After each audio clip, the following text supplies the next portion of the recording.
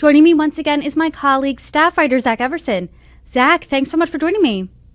Thanks for bringing me back, Brittany. You're reporting that back in October, the CEO of a small business that scored millions of dollars in federal contracts donated millions of dollars to groups backing President Donald Trump.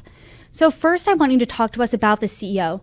Who is she, and does she have a history of being political? So this one really stood out when we were looking at MAGA Inc.'s latest filing. MAGA Inc. is the hybrid PAC, kind of part regular PAC, part super PAC that's affiliated with Donald Trump.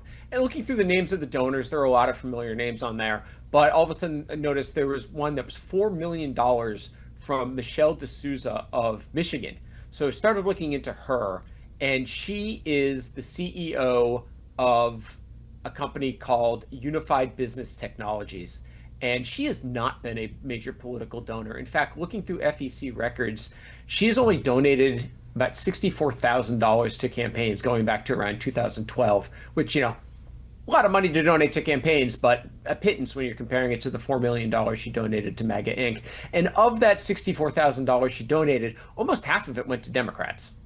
It's really interesting because $64,000 is really a drop in the bucket when you're looking at donating $4 million or a little bit over that. So the question I have is why now? It's a great question. I reached out, did not get an answer on that. October 2025 was a big month in terms of her donations. In addition to the $4 million to MAGA Inc., she also made 2 donations to the Republican National Committee at the end of the month that totaled $177,000. Look through her social media profiles. On LinkedIn, she had largely been apolitical until a few weeks ago when all of a sudden started seeing a lot of pro-Trump messaging. So not quite sure, what led her to go all in at Donald Trump at this point.